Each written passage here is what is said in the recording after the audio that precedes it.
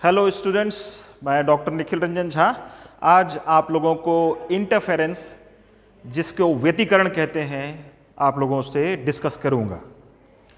Interference जैसा कि नाम से समझ में आता है, जब हम लोग आपस में बातें करते हैं और दो लोग बात कर रहे हैं, बीच में आकर के कोई डिस्टर्ब करता है, तो हम लोग जनरल वर्ड में उसको बोलते हैं भाई हमारी बातों में इंटरफियर ना करो। दो लोग बात करें और उसमें कोई तीसरा व्यक्ति आता है तो ऐसा बोल देते हैं कि भाई इंटरफियर ना करो। तो इंटरफियर यानी बीच में घुसने को बोलते हैं इंटरफियर करना, और उसी से ही ये वर्ड इंटरफेरेंस बना है। तो फिजिक्स में वेव ऑप्टिक्स जो है, वेव ऑप्टिक्स प्रकाशिकी या लाइट का वो सब्जेक्ट है जिसमें हम लाइट को एज अ वेव कंसिडर करते हैं। In wave optics we consider light as a wave. Basically, light has got two type of nature. One is its particle nature. Some of the properties of light can be explained when we consider light as a particle.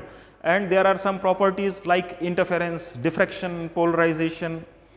Those phenomena of light can be explained when we consider light as a wave. तो ये wave की सबसे पहले जो theory दी गई थी वो हाइगन ने दी थी। उसके पहले न्यूटन ने एक कॉर्पस्कुलर थ्योरी दी थी कि जैसे कोई बॉल को हम प्लेन सरफेस पे मारें तो जिस एंगल पे बॉल को हम फेंकते हैं बॉल उसी एंगल पर रिफ्लेक्ट हो जाती है। तो शुरुआत में जब लाइट की स्टडी हो रही थी तो उस समय न्यूटन ने लाइट की प्रॉपर्टीज को देखा और लाइट के रिफ्लेक्शन की प्रॉपर्टी को देख करके उसने एक थ्योरी दी कि लाइट एक पार्टिकल है, एक कॉर्पसल है, और प्लेन सरफेस पे जब ये लाइट का पार्टिकल पड़ता है तो बिल्कुल जैसे गेंद प्लेन सरफेस पे पड़ती है तो जिस एंगल पर गेंद पड़ती है उसी एंगल पर ये गेंद रिफ्लेक्ट बैक हो जाती है। और इस तरह से लाइट के अध्ययन में न्यूटन ने सबसे पहले कॉर्पस्कुलर थ्योरी दी जिसमें लाइट को एज अ पार्टिकल कंसिडर किया गया। Reflection, refraction, photo electric effect, ये लाइट की वो प्रॉपर्टीज हैं, वो फिनोमिनाज हैं जिसमें हम लाइट को एज अ पार्टिकल कंसिडर करते हैं। लेकिन लाइट की कुछ और भी प्रॉपर्टीज हैं जिनमें लाइट को अगर हम पार्टिकल कंसिडर करेंगे तो हम लाइट की उस प्रॉपर्टी को समझा नहीं सकते। तो लाइट की उन प्रॉपर्टीज को समझाने के लिए हम लाइट को एज अ वेव कंसिडर करते हैं, जिसको आगे जाकर के थ्योरी के रूप में हाइगन ने लाइट की वेव थ्योरी दी और वो हाइगन का प्रिंसिपल फिर बना। और वो हम लोगों ने 11th में भी पढ़ा, 11th इनफैक्ट 12th में हम लोगों ने पढ़ा है हाइगन्स वेव थ्योरी। तो इस तरह से लाइट का ड्वेल नेचर होता है और ड्वेल नेचर में एक पार्टिकल नेचर है, दूसरा वेव नेचर है। तो पार्टिकल की जो प्रॉपर्टीज़ हैं, जब हम लाइट को पार्टिकल कंसिडर करते हैं तो वो अलग तरह से उसको हम लोगों ने पढ़ा हुआ है। लेकिन आज जो हम लोग पढ़ने वाले हैं, हम लाइट के वेव नेचर को यहाँ पे डिस्कस करेंगे। तो लाइट के वेव नेचर को, जहां पे लाइट की फिनोमिनास को समझाने के लिए लाइट को हमको वेव कंसिडर करना पड़ता है, उनको हम वेव ऑप्टिक्स में पढ़ते हैं। तो लाइट की जैसे कुछ प्रॉपर्टीज हैं, इंटरफेरेंस हो गया, डिफ्रैक्शन हो गया, पोलराइजेशन हो गया, ये प्रॉपर्टीज लाइट की उसको पार्टिकल समझ कर हम एक्सप्लेन नहीं कर सकते हैं। तो फिर हाइगन ने वेव थ्योरी दी और वेव थ्योरी ने उसको बहुत अच्छे से इन सभी फिनोमिनास को एक्सप्लेन किया। तो लाइट की ये जो थ्योरीज हैं, लाइट की ये जो फिनोमिनाज हैं, उनमें से एक फिनोमिना है इंटरफेरेंस। तो वेव ऑप्टिक्स में आज हम इंटरफेरेंस को पढ़ेंगे और समझने की कोशिश करेंगे। तो जैसा शुरुआत में हमने बताया कि इंटरफेरेंस का मतलब मोटे तौर पे हम लोग जब बात करते हैं, दो लोग बात करते हैं, बीच में कोई व्यक्ति आ जाता है तो हम बोलते हैं इंटरफियर मत करो। इंटरफियर यानी बीच में घुसना। और अगर ये चीज हम अपने ध्यान में रखेंगे कि इंटरफियर का मतलब ये होता है तो हम इंटरफेरेंस को ज्यादा बेहतर से समझ सकते हैं। लाइट की रिफ्लेक्शन, रिफ्रैक्शन जो प्रॉपर्टी है उसमें लाइट को हम एक ही बीम को कंसिडर करते हैं, लेकिन इंटरफेरेंस में हम लाइट की दो बीम को कंसिडर करते हैं जो अलग अलग डिस्टेंस तय करके किसी एक पॉइंट पर मिलती हैं।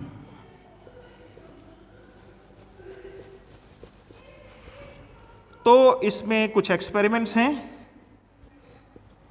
जिसमें एक यंग्स डबल स्लिट आप लोगों ने 12th में पढ़ा है। Young's double slit experiment interference को समझाने के लिए सबसे अच्छा एक्सपेरिमेंट है और बेसिक एक्सपेरिमेंट है।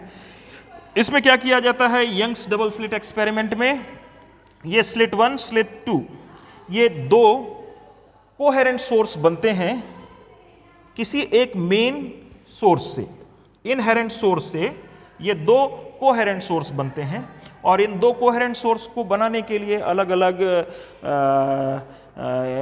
अलग सेटअप्स का यूज़ करते हैं। जैसे कि अगर हम लें एक कोई गत्ता ले लें, एक कोई बोर्ड लें और बोर्ड में थोड़ी दूर पे अगर दो छेद बना दें और उसके बाद पीछे साइड से हम एक दूसरे साइड सूरज को देखें, तो ऊपर वाले छेद से भी हमको सूरज दिखेगा, नीचे वाले छेद से भी सूरज दिखेगा। और इस साइड सूरज है और दूसरे साइड जब हम देखते हैं तो हमको दूसरे साइड ऐसा लगेगा कि जैसे ये दो छेद अपने आप में दो लाइट के सोर्स हो गए हैं। तो इसी तरह से ये यंग्स डबल स्लिट एक्सपेरिमेंट में यंग्स ने बताया। और इसी तरह से लायोड मिरर होता है, उससे भी हम लोग double slit to coherent sources को बनाते हैं। और इसी तरह से एक और प्रोसेस है कि जैसे हम देखें हम तालाब के किनारे जैसे बैठे हुए हैं और यहाँ पे सूरज, मान लीजिए ये तालाब है और यहाँ पे सूरज है और हम यहाँ पर इस प्रकार से बैठे हुए हैं। तो सूरज को अगर हम देखेंगे तो ये तालाब से ये लाइट रिफ्लेक्ट होकर के हमारे पास इस प्रकार से आएगी, लेकिन इसी का रिफ्लेक्शन जब हम देखेंगे तो ये सूरज हमको इधर पर ऐसा दिखेगा। तो ये सूरज के एक ओरिजिनल सूरज और दूसरा उसकी इमेज या अक्स, तो सामने हमको ये दो सूरज दिखेंगे, एक जो ओरिजिनल है और दूसरा उसका इमेज है। तो लायोड मिरर में भी इस तरह से एक ही सोर्स से दो सोर्स बनाए जाते हैं। और इसी तरह से फ्रेस्नेल्स बाइप्रिज्म होता है जिससे हम दो सोर्सेस बनाते हैं। तो इंटरफेरेंस वेव ऑप्टिक्स का जो टॉपिक है, इसमें हम दो लाइट सोर्सेस को लेते हैं, जिसके लिए कंडीशन यह है कि दोनों लाइट सोर्स कोहेरेंट होने चाहिए, यानी दोनों की एक सी प्रॉपर्टीज होनी चाहिए, यानी दोनों की वेवलेंथ एक सी होनी चाहिए, दोनों की एनर्जी एक सी होनी चाहिए, फ्रीक्वेंसी एक सी होनी चाहिए। तो ऐसे दो सोर्स नेचर में एक जैसे नहीं होते हैं। जैसे कोई भी इंसान दूसरा दुनिया में वैसा आपको नहीं मिलेगा, कुछ चेंजेस मिल जाएंगे। तो ऐसे ही नेचर में भी ये कंसिडर किया गया है कि कोई भी दो इंडिविजुअल सोर्सेज एक जैसे सोर्स नहीं हो सकते हैं, यानी कोहेरेंट सोर्स इंडिपेंडेंटली नेचर में एग्जिस्ट नहीं कर सकते हैं। तो कोहेरेंट सोर्सेज बनाए जाते हैं और कोहेरेंट सोर्सेज बनाने के लिए ये यंग्स जो एक साइंटिस्ट थे, उन्होंने एक ही स्लिट से, एक सोर्स स्लिट से दो स्लिट बनाए और इन दो स्लिट से फिर यहां पर इंटरफेरेंस का पैटर्न देखा। इसी तरह से दो सोर्स बनाने के लिए लायोड ने लायोड मिरर बनाया। इसी तरह से फ्रेस्नेल बाइप्रिज्म ने भी ये दो सोर्स बनाने के लिए ये फ्रेस्नेल बाइप्रिज्म बनाया। तो इंटरफेरेंस के लिए यह जरूरी होता है कि दो कोहेरेंट सोर्स होने चाहिए। दो कोहेरेंट सोर्स का मतलब है कि दोनों सोर्स जिनकी एनर्जी, वेवलेंथ, फ्रीक्वेंसी सब एक जैसी हो। जब ऐसे कोहेरेंट सोर्स होंगे तब उनमें इंटरफेरेंस पॉसिबल है। This is the condition for interference. तो आज इंटरफेरेंस में हम देखेंगे कि इंटरफेरेंस में न्यूटन रिंग्स में किस तरह से इंटरफेरेंस होता है और न्यूटन रिंग्स एक्सपेरिमेंट हम किस तरह से परफॉर्म करते हैं और न्यूटन रिंग एक्सपेरिमेंट में सेटअप किस तरह का होता है, उसमें हम किस तरह से न्यूटन रिंग्स को सेट करेंगे और न्यूटन रिंग्स को सेट करके उसमें किस तरह से रीडिंग लेंगे, किस तरह से कैलकुलेशन करेंगे और जो फॉर्मूला उसमें हमको चाहिए है जिससे हम उसकी मोनोक्रोमेटिक लाइट सोर्स की वेवलेंथ निकालें या न्यूटन रिंग्स में जो प्लेनो कॉन्वेक्स लेंस यूज होता है उसका कर्वेचर निकालें। इनके लिए फॉर्मूला जो डिराइव करते हैं वो फॉर्मूला किस तरह से होता है। तो आज हम इसमें इंटरफेरेंस में न्यूटन रिंग्स न्यूटन रिंग्स का सेटअप, न्यूटन रिंग्स में वेवलेंथ या कर्वेचर ऑफ लेंस निकालने के लिए किस तरह से फॉर्मूला डिराइव करते हैं, वो डेरिवेशन, और उसके बाद ये प्रैक्टिकल परफॉर्म किस तरह से करते हैं, इसको हम लोग अभी पढ़ेंगे।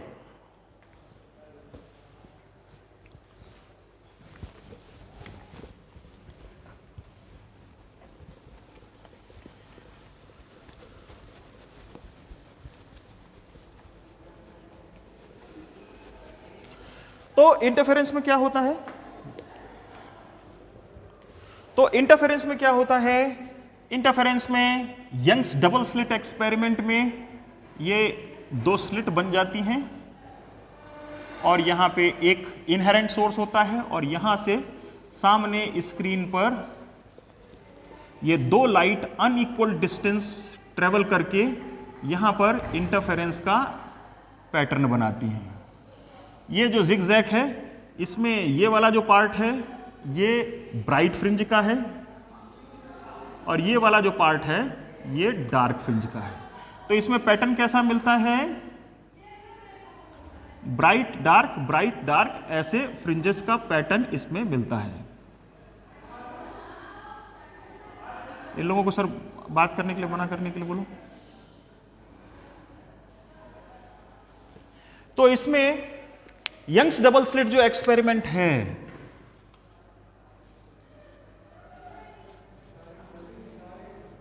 यंग्स डबल स्लिट एक्सपेरिमेंट जो है इंटरफेरेंस का बेसिक एक्सपेरिमेंट है। ये आप लोगों ने 12th क्लास में पढ़ा है। इसमें एक स्लिट से दो स्लिट बनाते हैं और ये दो स्लिट अनइक्वल डिस्टेंस तय करके एक स्क्रीन पे फोकस होती हैं। इस स्क्रीन पे इस तरह से ब्राइट और डार्क अल्टरनेट फ्रिंज के पैटर्न्स बनते हैं और इस तरह से non uniform distribution of light by the superposition of waves हमको जो मिलता है उसको हम लोग इंटरफेरेंस बोलते हैं।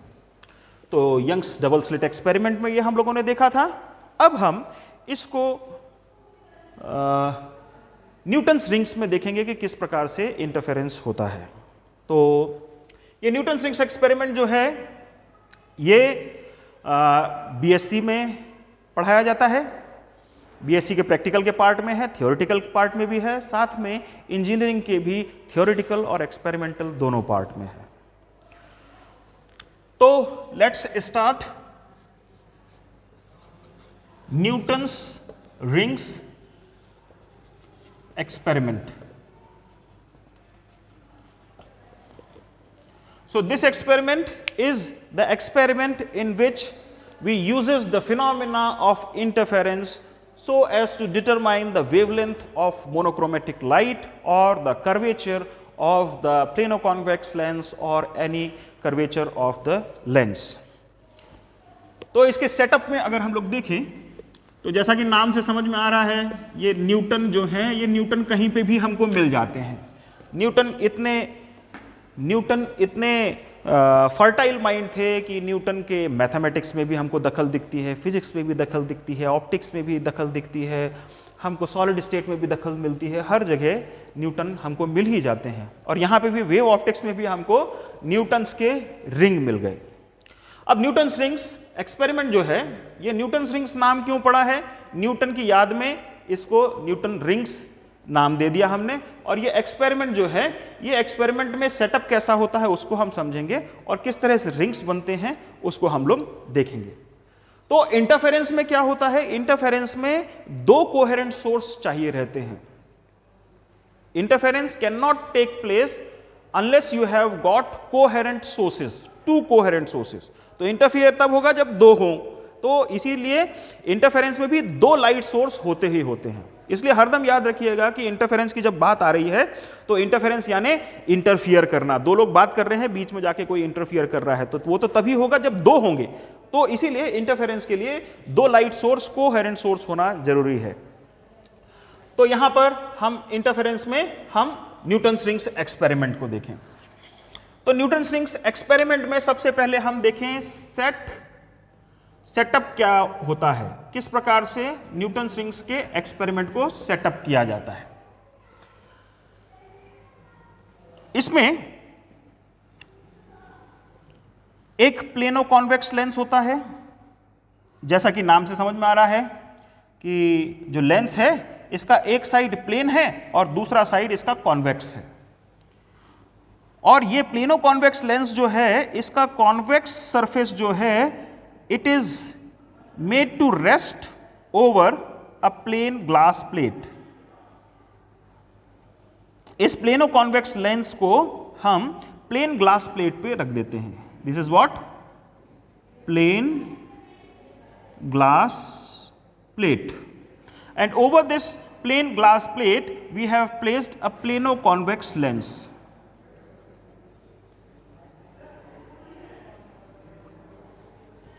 Right? So what will happen? We have to do something to put the monochromatic light just at the top of this plano convex lens. हम कुछ ऐसा करेंगे कि एक वर्णी जो प्रकाश है, जिसको मोनोक्रोमेटिक लाइट बोलते हैं, वो मोनोक्रोमेटिक लाइट किसी प्रकार से हम इस प्लेनो कॉन्वेक्स लेंस के ऊपर आपतित करेंगे।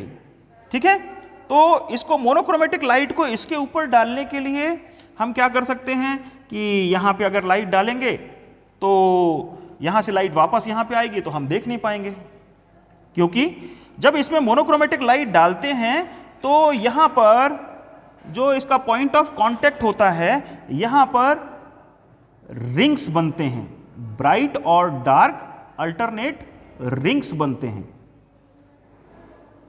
एक ब्राइट रहेगा, दूसरा डार्क, फिर ब्राइट, फिर डार्क, और इस तरह से ये रिंग्स, कॉन्सेंट्रिक रिंग्स यहां पे हमको मिलते हैं। ठीक है? इसमें सेंटर क्या होता है? सेंटर वो होता है जहां पे ये कॉन्वेक्स पार्ट जो है, प्लेनो कॉन्वेक्स लेंस का convex part plane glass plate से कांटेक्ट में रहता है। तो जहां पे कांटेक्ट में रहता है, यहां पे हमको डार्क स्पॉट मिलता है। और जैसे जैसे हम यहां से प्लेनो कॉन्वेक्स लेंस और प्लेन ग्लास प्लेट के बीच के स्पेस में यहां बाहर जाएंगे, दोनों साइड, तो यहां पर हमको पहले डार्क के बाद ब्राइट, फिर dark, dark bright, dark bright, इस तरह से हमको कॉन्सेंट्रिक सर्किल्स मिलेंगे। और ये ब्राइट डार्क कॉन्सेंट्रिक सर्किल्स जो हैं, इन्हीं को न्यूटन के सम्मान में न्यूटन्स रिंग्स के नाम से बोला गया है। तो ये न्यूटन्स रिंग्स को देखने के लिए सबसे पहले हमको प्लेनो कॉन्वेक्स लेंस और प्लेन ग्लास प्लेट की जो असेंबली है, इस पे मोनोक्रोमेटिक लाइट सोर्स डालना पड़ेगा। और इस पर लाइट सोर्स डालने के बाद हमको इन रिंग्स को ऊपर से देखना भी है। तो लाइट सोर्स अगर हम ऊपर से डालें, तो ऊपर से जब डालेंगे तो यहां से लाइट रिफ्लेक्ट होकर के भी तो यहां पे आएगी। तो अगर यहां से देखेंगे तो सामने लाइट आ जाएगी, तो लाइट के कारण, लाइट सोर्स के कारण हम देख नहीं पाएंगे। और अगर इसके सामने चले गए तो लाइट सोर्स की लाइट इस पे नहीं आएगी। तो फिर क्या किया जाए? तो इसके लिए न्यूटन्स रिंग्स एक्सपेरिमेंट जिसने डिजाइन किया, उसने एक सेटअप बनाया कि ये प्लेनो कॉन्वेक्स लेंस की असेंबली पे अगर हमको लाइट डालनी है, तो यहां पे हम एक प्लेन ग्लास प्लेट को रखें। ठीक है? अब ये प्लेन ग्लास प्लेट जो है, ये ट्रांसपेरेंट होनी चाहिए।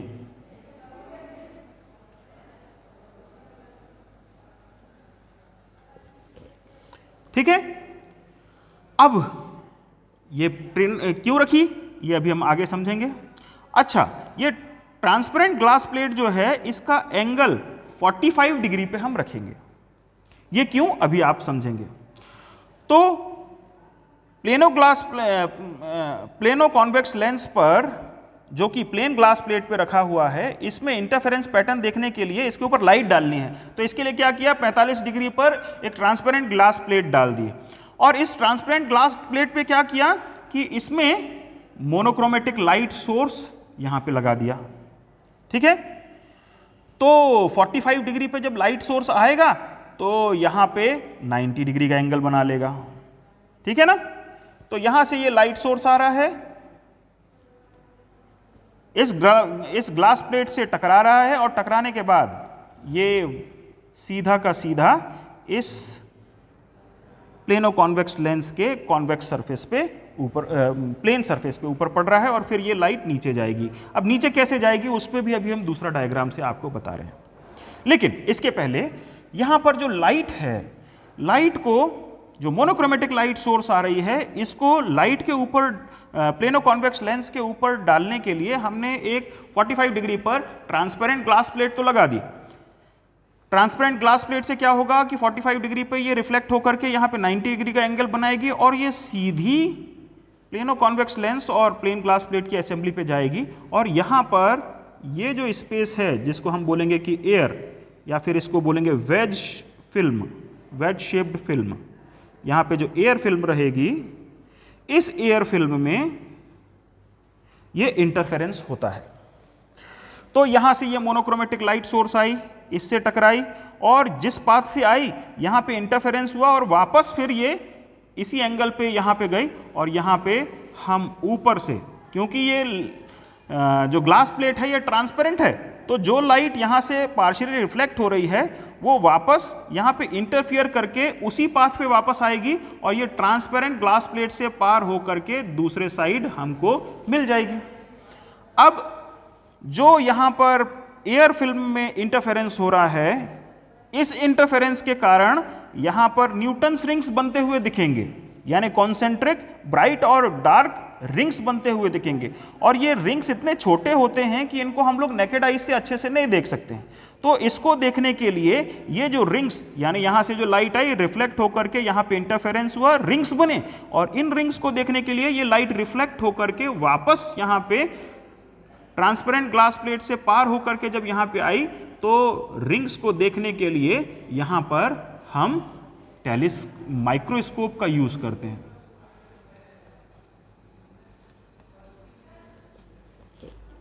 ठीक है, तो ये यहाँ पे एक चीज और ऐड कर लें कि ये पैरेलल लाइट्स को आने के लिए हमको क्या करना पड़ता है कि यहाँ पे एक कॉन्वेक्स लेंस को यूज करते हैं और ये कॉन्वेक्स लेंस के फोकस पे हम यहाँ पर मोनोक्रोमेटिक लाइट सोर्स रखते हैं।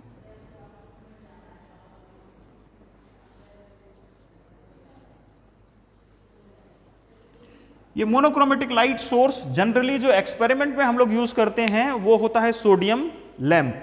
ये पीले कलर का जो लाइट रहती है वो सोडियम लैंप की है। तो मोनोक्रोमेटिक लाइट यानी जिसकी एक ही वेवलेंथ हो, एक ही वेवलेंथ की लाइट को हम लोग बोलते हैं मोनोक्रोमेटिक। तो यहां पे मोनोक्रोमेटिक लाइट सोर्स यानी सोडियम लैंप को रखा, उससे थोड़ी दूर पर एक कॉन्वेक्स लेंस को रखा। कॉन्वेक्स लेंस को इस हिसाब से रखेंगे कि इसकी सोर्स जो है कॉन्वेक्स लेंस के फोकल लेंथ पे हो। तो क्या होगा, फोकल लेंथ पे जब लाइट सोर्स रहता है तो लेंस के दूसरे साइड जाने पर यह पैरेलल हो जाता है, और ये पैरेलल लाइट सोर्स जब आएगा यानी ब्रॉडर लाइट सोर्स हमको मिलता है, ये 45 डिग्री पर जो ट्रांसपेरेंट ग्लास प्लेट है इससे रिफ्लेक्ट होकर के यहाँ पे 90 डिग्री का एंगल बनाती है, और 90 डिग्री का एंगल बना करके यहाँ पर जो प्लेनो कॉन्वेक्स लेंस और प्लेन ग्लास प्लेट की असेंबली है इसके ऊपर ये लाइट पड़ती है। ये लाइट जब इसके ऊपर पड़ती है तो यहाँ पर ये कॉन्वेक्स सरफेस और upper surface of plane glass plate के बीच में ये जो एयर फिल्म है, इस एयर फिल्म में इंटरफेरेंस होता है, और ये इंटरफेरेंस होने के बाद लाइट फिर वापस इसी डायरेक्शन में ऊपर जाती है, और ऊपर जाते जाते ये ट्रांसपेरेंट ग्लास प्लेट से पास होती हुई ऊपर माइक्रोस्कोप में मिलती है, और इस माइक्रोस्कोप में फिर हम न्यूटन रिंग्स को देखते हैं। तो इस तरह से न्यूटन रिंग्स का सेटअप हम एक्सपेरिमेंट में देखते हैं। अब ये तो हो गई थ्योरेटिकल बात, इसमें चीजों का समझ में भी आ गया कि किस किस तरह से कहां पे क्या क्या लगा हुआ है। लेकिन जब हम प्रैक्टिकल करने जाते हैं तो उस समय समझ में नहीं आता है कि किस तरह से ये एक्चुअल में इंस्ट्रूमेंट में है। तो इसको समझने के लिए यहां पर हमने इंस्ट्रूमेंट भी मंगाया हुआ है।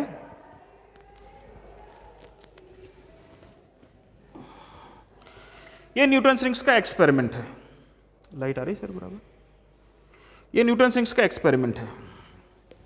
अब इसको हम यहाँ पे देखेंगे। ये माइक्रोस्कोप है, इधर से ऊपर नीचे होता है, और यहाँ पर ये जो है ये कॉन्वेक्स लेंस है, बाय कॉन्वेक्स लेंस, ये बाय कॉन्वेक्स लेंस है। तो इस बाय कॉन्वेक्स लेंस के सामने हम मोनोक्रोमेटिक लाइट सोर्स को रख देते हैं यहाँ पे। तो यहाँ पे एक डब्बा नुमा एक स्ट्रक्चर रहता है जिसके अंदर से पीली कलर की लाइट निकलती है। पीली कलर यानी एक वेवलेंथ की लाइट है जिसको सोडियम लैंप की लाइट बोलते हैं। तो ये प्लेनो कॉन्वेक्स लेंस यहाँ पे है, इसके सामने हमने मोनोक्रोमेटिक लाइट सोर्स रख दिया। तो कैसे रखना है कि इसका जो फोकल लेंथ है उस फोकल लेंथ पे हम लाइट सोर्स को रखेंगे। तो परिणाम क्या होगा कि यहां से जो भी लाइट निकलेगी वो पैरेलल हो जाएगी, यानी काफी ब्रॉड हमको सोर्स दिखेगा। तो जितना ब्रॉड रहेगा उतना क्लियर हमको न्यूटन्स रिंग्स दिखती हैं। इसलिए जब न्यूटन्स रिंग कई बार दिख ना पाए तो इस समय हमको इसको एडजस्ट करना चाहिए कि सोर्स जो है वो फोकल लेंथ पे आ जाए। तो फोकल लेंथ पे जैसे ही आएगा तो दूसरे साइड लाइट पैरेलल हो जाएगी और यहां पे हमको ब्रॉड लाइट मिलेगी। फिर इसके आने के बाद यहां पर ये प्लेन ग्लास प्लेट है। देखिए ये जो है ये प्लेन ग्लास प्लेट है। अब आप लोग सोच रहे होंगे कि लंबी सी पट्टी होगी, लेकिन नहीं, यहां पे ये सर्कुलर है। ये प्लेन ग्लास प्लेट जो है ये सर्कुलर है। इसी तरह से ये जो लेंस है ये भी सर्कुलर है। लेकिन जब हम डायग्राम बनाते हैं तो 2 डायमेंशन में होता है। तो इसलिए कई बार क्या है, पढ़ते समय हम कुछ और विजुअलाइज करते हैं, प्रैक्टिकल करने जाते हैं तो चीजें अलग लगती हैं। तो ये बायकॉन्वेक्स लेंस जहां से लाइट पैरेलल होकर के आएगी, और ये प्लेन ग्लास प्लेट जो है ये इस तरह से रखी जाएगी कि लाइट आए और यहां से टकरा करके इसके नीचे जाए। ठीक है। और नीचे यहां पर इस जगह पर ये न्यूटन्स रिंग्स में प्लेनो कॉन्वेक्स लेंस और प्लेन ग्लास प्लेट की असेंबली है। हम आपको इसको खोल करके दिखाते हैं।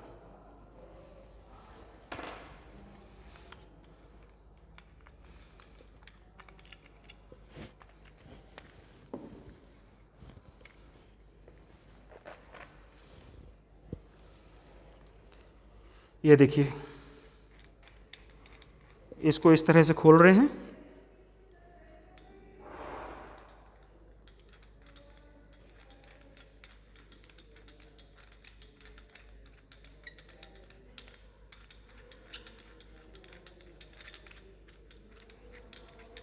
बहुत ढेर सी चूड़ियां हैं। अब देखिए, इसमें ये प्लेनो कॉन्वेक्स लेंस और प्लेन ग्लास प्लेट जो है एक दूसरे के ऊपर रखे हुए हैं। तो इसको हम एज इट इज यहां से ये निकालेंगे। तो देखिए आपको ये दिख रहा होगा, ये ऊपर जो है ये प्लेनो कॉन्वेक्स लेंस है और नीचे प्लेन ग्लास प्लेट। ठीक है। अब फिर से आपको आश्चर्य होगा कि यहां थ्योरी में तो अलग तरह का दिख रहा है और यहां प्रैक्टिकल में अलग तरह का दिख रहा है। तो ये भी सर्कुलर शेप का है। ऊपर जो है ये प्लेन ग्लास प्लेट है, प्लेनो कॉन्वेक्स लेंस है। तो ये ऊपर वाला जो हिस्सा है प्लेनो कॉन्वेक्स लेंस है, लेकिन देखने में इसका कर्वेचर इतना अधिक है कि ये देखने से एकदम प्लेन ग्लास प्लेट जैसा दिखता है। तो इन दोनों में फर्क नहीं दिख रहा होगा आप लोगों को, लेकिन एक जो है प्लेनो कॉन्वेक्स लेंस है और दूसरा प्लेन ग्लास प्लेट। ये फर्क इसलिए नहीं दिख रहा है क्योंकि प्लेनो कॉन्वेक्स लेंस का ये जो कॉन्वेक्स वाला सरफेस है इसका कर्वेचर बहुत ज़्यादा होता है। ये 1.5 मीटर से 2-2.5 मीटर तक के कर्वेचर होते हैं। तो इन दोनों के बीच में जो एयर फिल्म रहती है ये बहुत कम होती है। आप लोग इसमें देख भी नहीं पाएंगे, लेकिन पास से अगर देखना चाहें तो देखिए इनमें थोड़ा सा गैप दिख रहा है। दिख रहा है? तो इसको जब हम सेंटर में कर देते हैं तो दोनों साइड थोड़ा थोड़ा सा गैप बनता है। तो ये इस तरह से ये plano convex lens plane glass plate के ऊपर ऐसा रखा रहता है और यहाँ पे ये असेंबल होता है और इसको हिले डुले नहीं, तो इसके ऊपर ये इस तरह से ये एक पैकिंग चूड़ी नट टाइप का बना लगा दिया जाता है। बहरहाल, तो ये वाला सेटअप मेरे ख्याल से समझ में आ गया। अब यहां पे क्या होता है यहाँ से लाइट आई, यहाँ से प्लेन ग्लास प्लेट से 45 डिग्री पे इसको रखना पड़ता है, ठीक है, कि जिसमें से लाइट आए तो 45 डिग्री इधर पे, फिर 45 डिग्री नॉर्मल से इधर पे, तो ये 90 डिग्री का एंगल बनके ये सीधा इस प्लेनो कॉन्वेक्स लेंस और इसकी असेंबली पे पड़ेगा और फिर ये लाइट रे नीचे से वापस आएगी। अब वापस आएगी तो कहाँ जाएगी? ये आ जाएगी माइक्रोस्कोप में, और फिर माइक्रोस्कोप में जब हम ऊपर से देखते हैं तो हमको न्यूटन्स रिंग्स दिखते हैं। और न्यूटन्स रिंग्स जैसा कि हमने बताया bright, dark, alternate, concentric rings बनते हैं, ठीक है। तो यहां पर ये हमने इसका सेटअप देखा, किस तरह से न्यूटन्स रिंग्स का सेटअप होता है, ठीक। अब देखो, अब क्योंकि सेटअप अभी बता रहे हैं तो सेटअप क्योंकि सामने है तो सेटअप को भी हम अच्छे से एक्सप्लेन कर देते हैं। सेटअप में ये माइक्रोस्कोप है, इस माइक्रोस्कोप से हम आगे पीछे करके ये रिंग्स को फोकस करते हैं, ठीक है। तो ये माइक्रोस्कोप भी क्या है, 3 एक्सिस पे हम मूव कर सकते हैं। पहला ऐसा हॉरिजॉन्टल, नहीं, पहला ये हॉरिजॉन्टल, ये ऊपर नीचे जो हो रहा है। दूसरा ये नहीं, ये वर्टिकल और ये हॉरिजॉन्टल, और उसी के परपेंडिकुलर ये वाला horizontal x y z axis पे। तो ये वाला जो पार्ट है ये जो है इसमें ये आगे पीछे इस तरह से होता है, ये अभी इस साइड खिसक रहा है, ठीक है, इससे ऊपर नीचे हो गया। और यहां पर ये वाला जो नॉब है इससे आगे पीछे हो गया, ठीक है। तो इससे आगे पीछे, ये वाले नॉब से ऐसा और ये वाले से ऊपर नीचे। तो ये वाला और ये वाला नॉब जो है इससे हम रिंग्स को खोजते हैं, और ये वाला वर्टिकल जो है इससे हम रिंग्स को फोकस करते हैं, उसकी क्लैरिटी फिक्स करते हैं, ठीक है। अब न्यूटन्स रिंग्स एक्सपेरिमेंट में किस तरह से हम लोग एक्सपेरिमेंट करते हैं, रीडिंग लेते हैं और उससे किस तरह से हम क्या चीज निकालते हैं। तो ये न्यूटन रिंग्स का ये जो सेटअप है, इस सेटअप से हम मेनली 2 चीजें निकालते हैं। पहला, एप्लीकेशन ऑफ न्यूटन्स रिंग्स। तो सबसे पहला क्या है, ये मोनोक्रोमेटिक लाइट सोर्स जो हम यूज कर रहे हैं इसकी वेवलेंथ निकाल सकते हैं।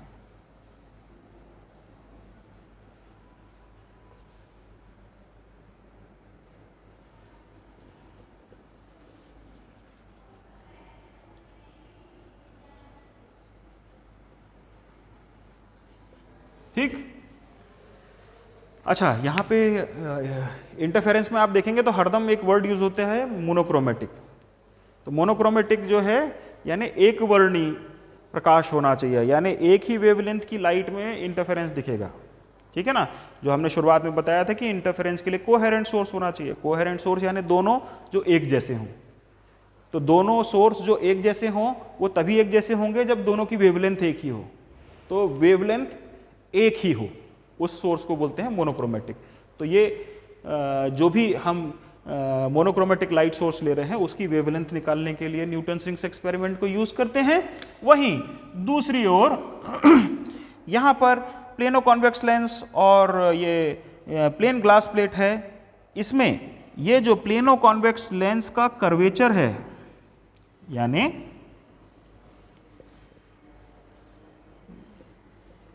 ये अभी हम जब इसका डेरिवेशन आप लोगों को बताएंगे तब आपको समझ में आएगा कि जो लेंस है, लेंस की जो गोलाई है उसका एक कर्वेचर होता है, उसका एक सेंटर होता है जिसको हम सेंटर ऑफ कर्वेचर बोलते हैं, और उसी का ही पार्ट एक सेक्शन हम लेते हैं वो लेंस का कर्वेचर होता है।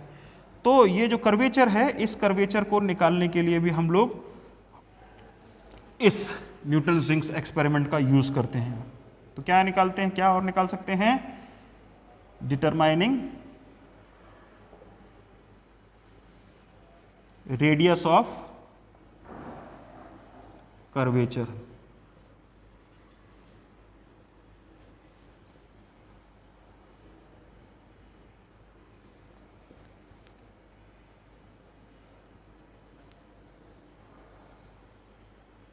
कन्वेक्स लेंस, ठीक है। तो न्यूटन रिंग्स के ये दो एप्लीकेशन हैं जिसके लिए ये एक्सपेरिमेंट का यूज किया जाता है। अब यहां पर जब हम हायर ऑर्डर में देखेंगे तो प्लेनो कॉन्वेक्स की जगह बाय कॉनकेव लेंस भी यूज किया जा सकता है और अलग अलग तरह के असेंबली यूज की जा सकती है। कि बाय कॉनकेव में जब हम देखेंगे तो एक साइड का ऐसा है और दूसरे साइड का थोड़ा सा कम कर्वेचर है, ठीक है। और ये प्लेन ग्लास प्लेट पे रखा रहेगा। या प्लेनो कॉन्वेक्स लेंस है और नीचे ये प्लेनो कॉन्वेक्स लेंस है और इसके नीचे जो रख दिया, इसके नीचे एक दूसरा प्लेनो कॉन्वेक्स लेंस रख दिया। तो अलग अलग तरह की असेंबली भी इसमें हो सकती हैं। तो इस तरह से हम न्यूटन रिंग्स एक्सपेरिमेंट परफॉर्म करते हैं।